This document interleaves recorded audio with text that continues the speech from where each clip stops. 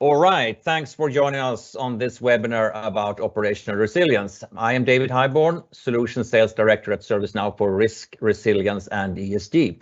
And today I'm excited to have our partner Wipro Edgile with us, who will explain the topic and also showcase what operational resilience looks like in practice.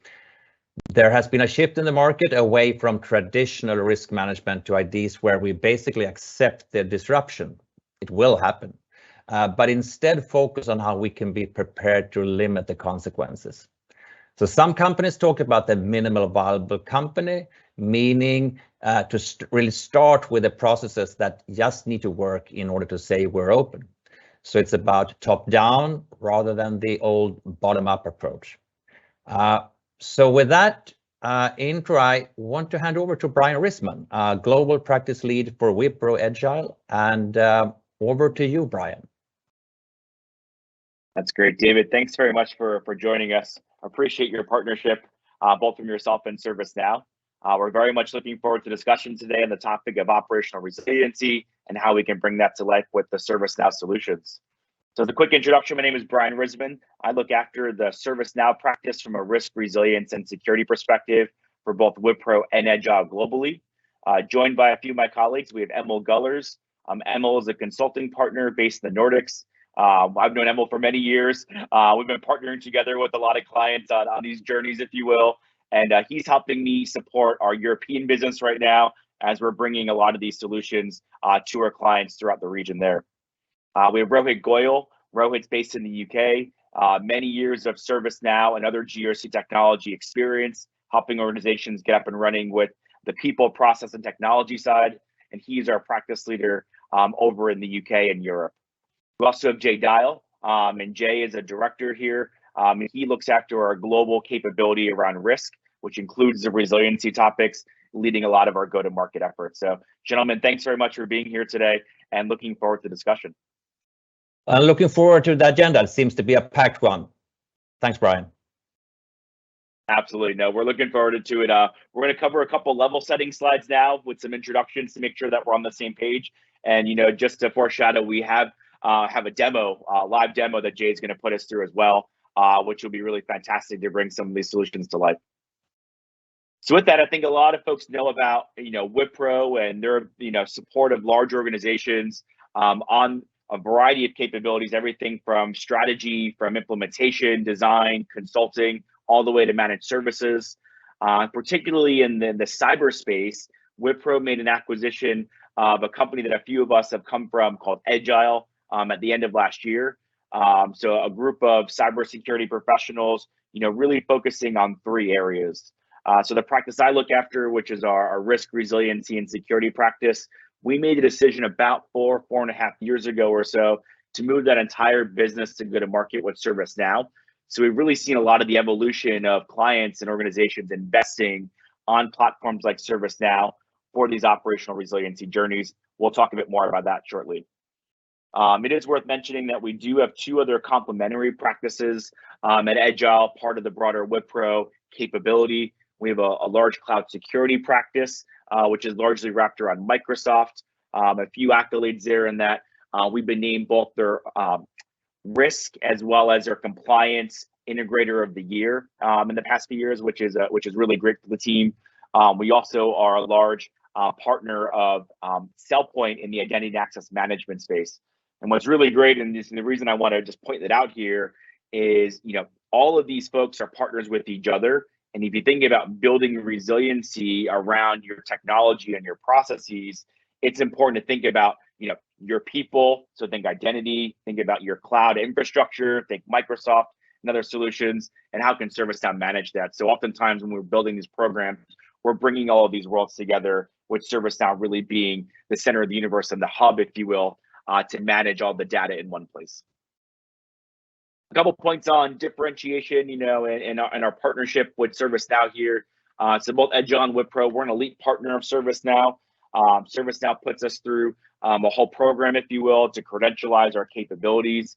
We're actually one of 4 or 5 partners actually globally that have what's called product line achievement, both in the risk and security space. And that really comes through a lot of scar tissue and implementations and happy customers on that journey, if you will. One thing I'll point out here, and we'll talk a bit later, is around our IP and our accelerators. We have quick start packages for a lot of the solutions that we'll talk about today to help organizations get up and running quickly, with ServiceNow, services and capabilities.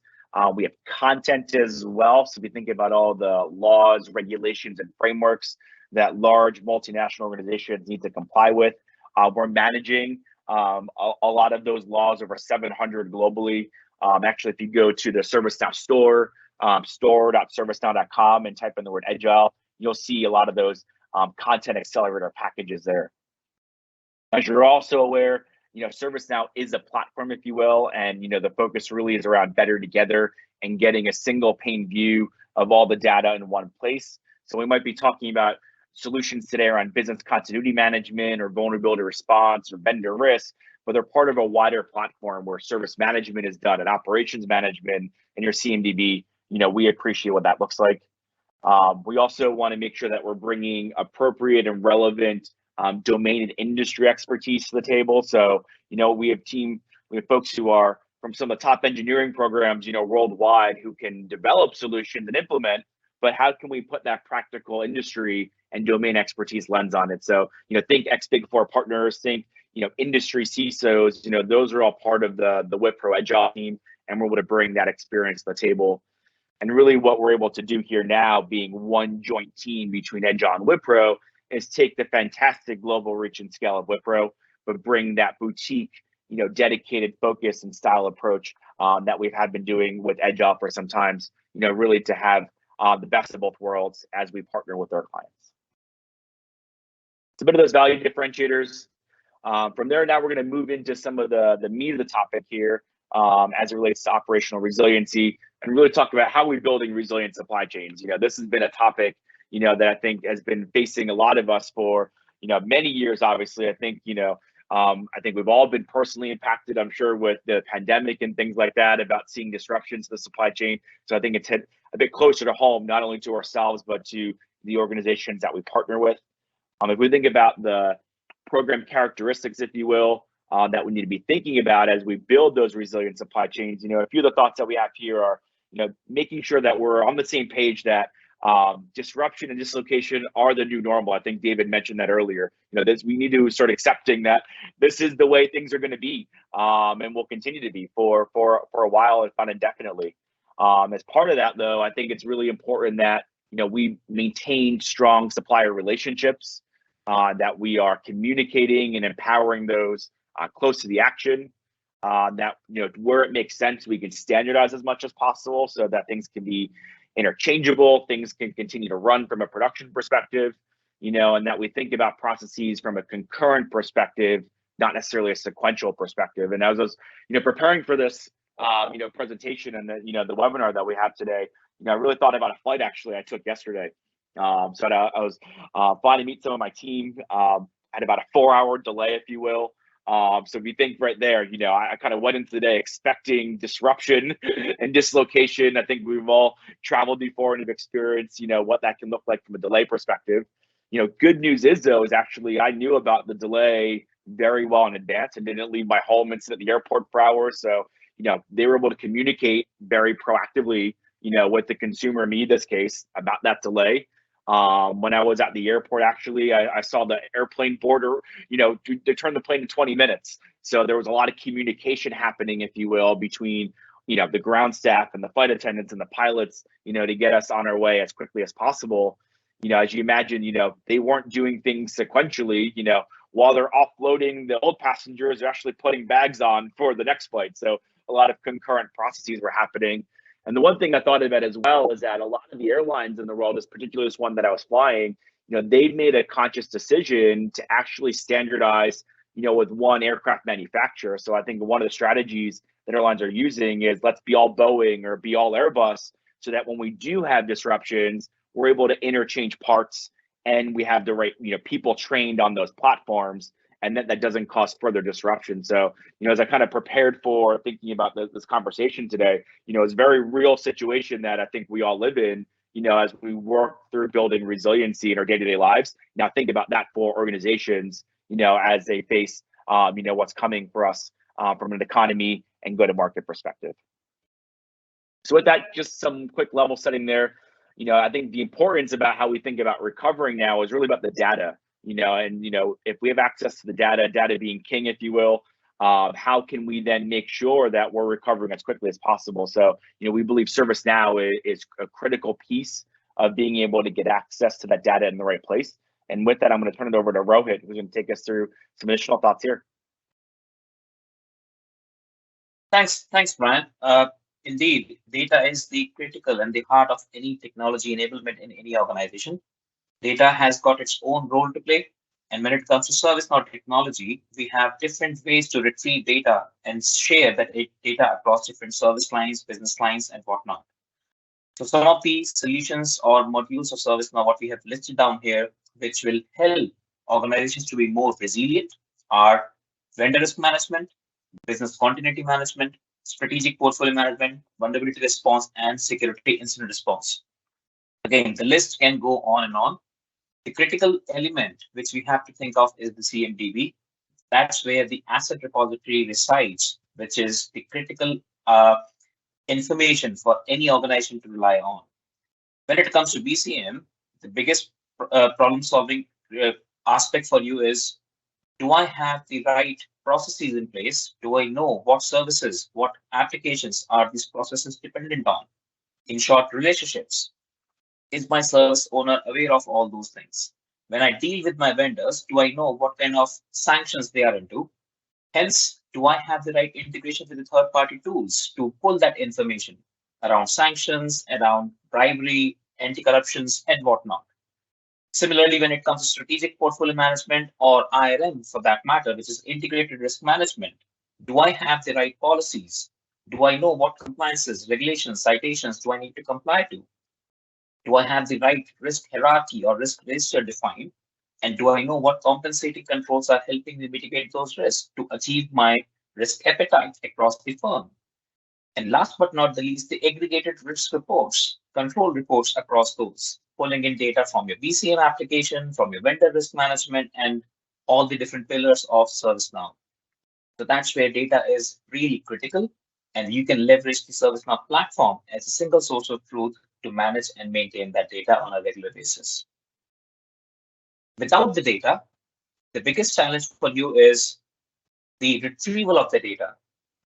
We all know incidents, events will keep on happening, but the most critical part for you to understand is, do I know how quickly I can recover this data? My RTOs, my RPOs, my MTPDs, do I have the visibility to it?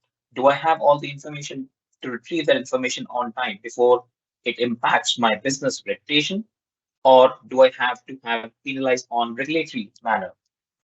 Hence, if you have ServiceNow enabled in your enterprise, you will have the right data coming in from different sources, as I mentioned before, VRM, IRM, and BCM. Your recovery time objectives will be much faster, and your business will become more resilient and responsive to the end users. So if you see the green line here, instead of a stack, it becomes a line which helps you streamline your processes, your application, your services across your vendors, across your facilities, across your business lines is going to be much, much faster. Fantastic. So Rohit, I appreciate those thoughts there. As we think about how do we move the green line, there's a couple of things, that we initially think about in building these programs out, particularly with ServiceNow supporting us in order to do so. So first, it's around how do we identify those critical business functions, as well as those suppliers supporting those critical business functions. So, we see ServiceNow solutions around business continuity management, being able to identify and support, those pieces there. Then we think about our suppliers now, understanding their risk posture of our critical suppliers, and how do we stay in communication with them. We think about vendor risk management. ServiceNow has a great capability of being able to communicate with external third parties, in this case, vendors, through portals, using assessments, communication techniques, et cetera. That's what ServiceNow's vendor risk management solution. And then we really think about, what's essential to the organization. What do we need to have working in order to keep the organization, moving forward. I think David talked about, minimal viable, organization. What are those crown jewel assets, that cannot be exploited? In that case, ServiceNow's vulnerability response solution can really help, manage and protect those, if you will. So, just a couple examples of some of the things that can help, move that green line using, in this case, 3 of ServiceNow's solutions to support operational resiliency. So with that, I promised we were going to get into a bit of a live demo. I hope there's some questions along the way, so feel free to chat in if you have any of those. But I'm going to turn it over to Jay, who's going to walk us through the BCM solution, the vendor risk management solution, and vulnerability response. And we'll show some of the areas here around, critical functions and suppliers, using vendor risk management portal, and then talking about the crown jewels and linkage to the rest of the platform. So with that, Jay, I'll turn it over to you. Thanks, Brian. Yeah, actually, before we jump into the system, just one quick slide, concept of operations on how we think of business continuity management in ServiceNow. And really the first step is understanding your risks. And so that can be through business impact assessments, this can be through risk assessments that we're performing, and really starting to understand, well, what could happen when a disruption occurs. And some of that is involved in understanding your critical assets, your critical processes. And this is where we start to get interplay with things like vulnerability response. So if we can identify those critical processes and their dependence on certain applications and assets within the organization, we can start to tie this information together to say, well, if there's a critical vulnerability on an asset that supports one of these processes that's instrumental to the organization's ability to deliver our products and services, well, let's make sure that we have a shorter time to patch and remediate on those assets to avoid any potential issues. We then start to think about, well, what if we do have a problem? We need to start to define these response plans. So business continuity plans and disaster recovery, making sure that we're able to maintain our business operations and to identify how we would restore operations. And then we need to look at how we build assurance around that. So that's where we start to get into techniques like tabletop exercises, failovers, operational exercises, and really making sure that if and even when we have a disruption as an organization, we know how to minimize the disruption and restore operations. And really that's the last point, is when there is an incident, when there is an event, let's make sure that we're able to recover. So we're going to deploy or activate those different business continuity and disaster recovery plans through different exercises and crisis events. And as an output of that, we're going to look at it holistically and say, well, did this go well? What could we do better? Did we have risks that we were unaware of? And then that's where we start to feed this back into the process. This is a continuing process over time.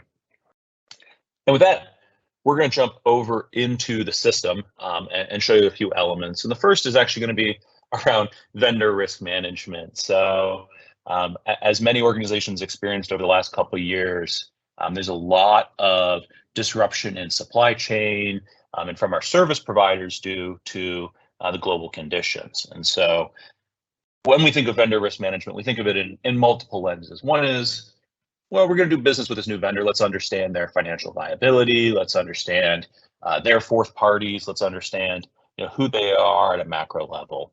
But then as we're running and managing this program, as we're identifying issues, we need to think about, well, if we have an event like the Log4j or the SolarWinds breach, for example, let's make sure that we're reaching out to those vendors. Let's send them an assessment and ask very kind of targeted questions.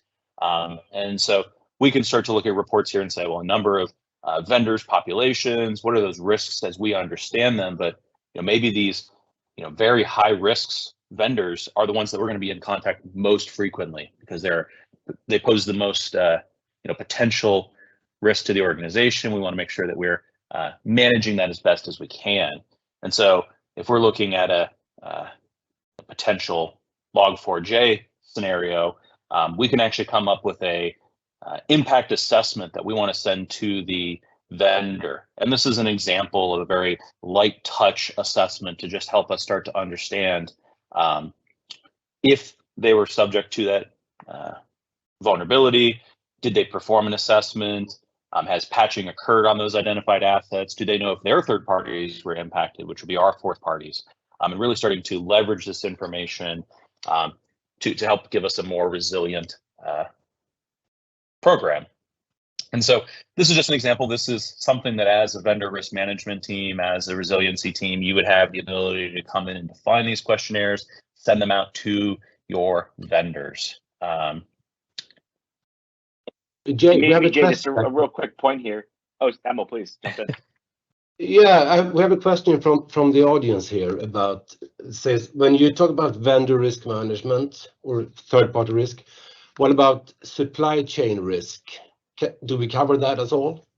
I mean, as well, or is it limited to vendor risk, or can we? Yeah, that's a great question. So if we look at this fictional vendor called WorkFaster here, they're a supplier of technology and services to our organization. And when looking at the record, we have a lot of summary information, including what we perceive their risk to be based on the different products and services, our different assessments, different external monitoring that we may be performing.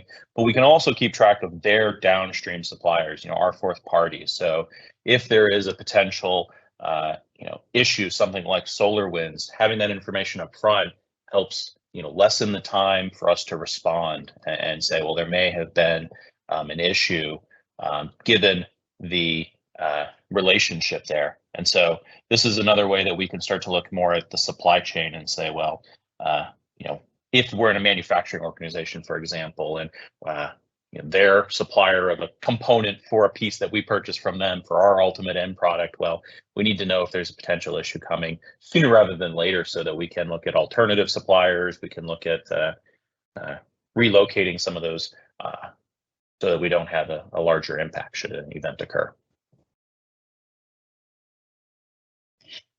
Thanks. Excellent.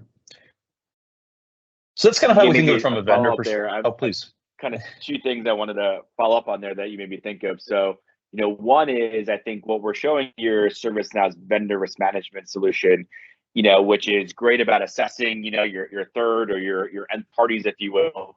But, the organization internally has supply chain risk. And I think that was also what Emma was maybe chatting about. You can also use the IRM then to go manage, not just your IT risks, but your broader enterprise risks, which, would include the supply chain as well. That's a great point. Yeah, so there's a lot of opportunity to tie these things together. One of those opportunities is when we start to look at business continuity management. So one of the key activities from a business continuity management perspective is performing business impact analyses. That's looking at the different business processes and elements of our organization and determining where is there interreliance on the different processes and facilities. And one of the things we can start to look at from a BCM perspective or from a dependency perspective is which vendors are we leveraging in support of different processes. So in this example, we have a customer support business process and we're performing a dependency assessment and we're looking at things like what workplaces, what vendors, what applications do you use? And the information we can gather is, well, we're using this WorkFaster vendor. They're providing critical application services and staff outsourcing, and we need them to be recovered within 1 hour or we're going to have a cascading effect in this example. And so this is another opportunity to start to tie some of that data together where we can start to understand where, and in your example earlier, Brian, around traveling, we can see that the plane is delayed. Let's make sure we start things in motion to avoid sitting at the airport for an extra 4 hours. Jay, we actually have another question here regarding the BIA. The question is, will the BIA only cover the process dimension, or will it be extended to like systems or other type of objects? No, that's another great question. So in this example, we are looking at a business process impact assessment, but we can set these up to perform application impact assessments. We can do a facility impact assessment. And really any element of the organization can be assessed to understand, well, what are impacts that could be realized? We have legal impact or workforce impact, revenue, regulatory, reputation impacts. Based on your lens that you put on this can be set up to assess those impacts on anything in the organization. So, what if we lose a critical supply center, a distribution center, and we're a products company, and we're trying to ship out all of our purchases? Well, we can do those sort of impacts and say, well, we'll have a reputational impact if this particular facility goes offline because our orders are going to be delayed and customers aren't going to be happy. And so, yeah, absolutely, you can assess nearly anything in the organization. Yeah, thanks. Excellent. In addition to, as it relates to these dependency assessments, we were looking at vendors, but we can look at those applications, we can look at software, hardware, whatever makes sense for what we're assessing. And these sort of linkages can help us understand what we would call maybe our crown jewel assets within the organization. And that's where we start to think about it from a vulnerability management perspective, saying we have critical processes and operations in the organization that are being supported by various assets, and we need to make sure that those are the most resilient. We need to make sure that if there's a vulnerability, that they're patched as soon as possible, even faster than a typical patch cycle. If those assets go offline, we need to know, are we going to fail over to another data center? How are we going to make sure that these crown jewels are protected? And so this is an example from a vulnerability management perspective, of different vulnerable configuration items, ServiceNow's term for those different assets, and we can see how many of those are internet facing, how many of those are not, what the different classes are. So we've seen to have some web servers and network gear, application servers, and these are those vulnerabilities that are a critical risk to the organization and have the highest business value of these different assets. So these sort of reports and these different watches are really important to making sure that we're staying on top of every angle of the business to make sure that we're as resilient as possible. I think we've seen a number of different capabilities involved here, and I'm sure there are people on the call thinking, where do I start? What do you recommend being the very first step? No, that's a great question. So Brian, I might hand it back to you to kind of talk through our quick start approach. Yeah, no, we get have in support of this. No, that's right, David and Jay. I mean, we get asked this question a lot. I think, Jay, I appreciate you walking us through the system. I think there's a lot there, which is fantastic, right? I think, what we need to do, and one of the roles that we play, as an advisor to our clients, is really thinking about, where do you get started and how can you get value very quickly? So when I think about resiliency in general, I think, the starting point is to really think about, how can you leverage a solution like ServiceNow's business continuity management solution, or BCM, to help starting to identify, what are the critical risks, what are the critical assets, BAs, et cetera. So, what we've done there is we put together, not only for BCM, but for dozens of other solutions, quick start packages to allow folks to get up and running, with the ServiceNow capability quite quickly. So we've done everything from inventoried the decisions that need to be made to get up and running with a core solution, leveraging the natively available configurations that ServiceNow's providing from ServiceNow BCM, in this case, particularly around BIAs, business continuity plans, disaster recovery plans, as well as things to recover from events like the BCDR testing. We've inventoried all those decisions and codified that into a quick start package so that we can take our clients on the journey of what an implementation would look like. We'll help configure certain reports, certain workflows, a set number of notifications. We then go through a process to do UAT to make sure requirements are met through the configuration, as well as support, training, as well as hypercare if clients are looking for it. So, typically a starting point here, based on what we talked about in this operational resilience journey, is to, let's start using some of the basic functionalities that come, standard with ServiceNow's BCM solution as you begin your journey for broader operational resilience powered by ServiceNow. We have a question here, Brian, if you have time. The question is, how quick is a quick start? How quick is quick? No, that's another good question. We get asked this all the time as well. Let me put it this way. I kind of flip it back to a lot of my clients often. and really about how quickly can you consume the decisions that need to be made to go through this quick start journey, if you will. Candidly, this is all we do every day. We implement BCM, we implement vendor risk, we implement, security solutions on ServiceNow. So, we can technically do it quite quickly, but the organization needs to be ready to help make those decisions and tune and tailor it, for your processes and the organization. So on average, our quick starts are taking about 10 weeks. We have clients who say, hey, that's not going to work for us. We want over a longer runway or a longer journey, 12, 16 weeks. This can all be tuned accordingly. But these quick starts you'll see here, if you were to take an average of 10 weeks, a couple weeks for requirements and design and us walking through a decision tracker and the template of requirements documents that we have. It is 4, 5, 6 weeks of configuration or so. Through that process, we do a series of what we call build previews to show you proof of life and make sure that we're on the same page about what we're configuring, vis-a-vis the requirements that we agreed. A couple weeks to work through UAT and work through any identified defects, and then some time for training.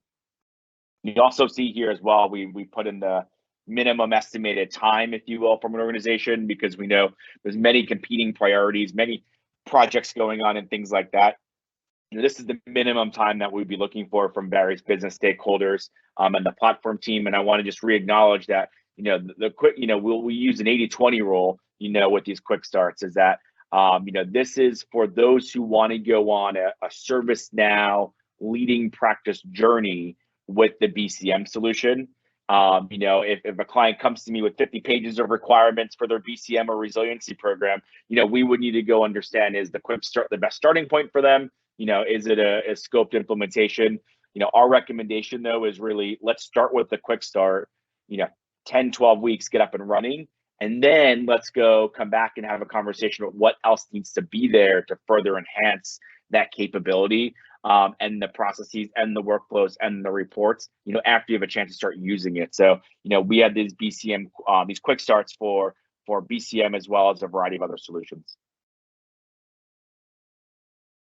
Maybe as we talked about the other solutions, that's really the last slide that we have here.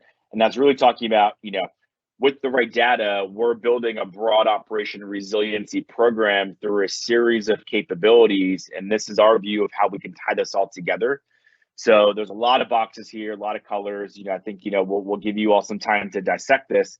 But anything in green, if you will, is what we think makes sense from a primary focus perspective as you think about your operational resiliency journey. I know, David, we had one of those questions earlier about where do I start? BCM is the one pillar here that's all green, if you will. But there's elements that you'll see also in green around vendor risk, around integrated risk management, around security operations, et cetera.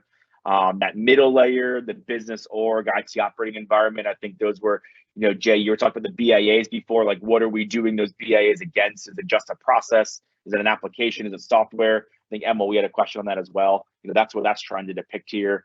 Obviously, we're looking to manage, our risks, which might sit in a risk register as well. So this is our view of these green boxes help, build the primary focus for that operational resiliency program on ServiceNow, with then the blue ones being those supporting functions and the secondary focus, that can come over time. So a bit of a kind of a roadmap, if you will, about, where to start as well. What pieces and building blocks do you need to build out a fully enabled ServiceNow operational resiliency program. So with that, unless there's any other questions, I really want to thank the team for joining us. David, first of all, appreciate you joining us from ServiceNow. Genuinely appreciate the partnership and looking forward to having these discussions with you and many more clients to come. And Jay, Emil, Rohit, appreciate your time as well. Thank you very much for being with us today, and very much looking forward to speaking with you all soon. Take care, everyone. Thank you.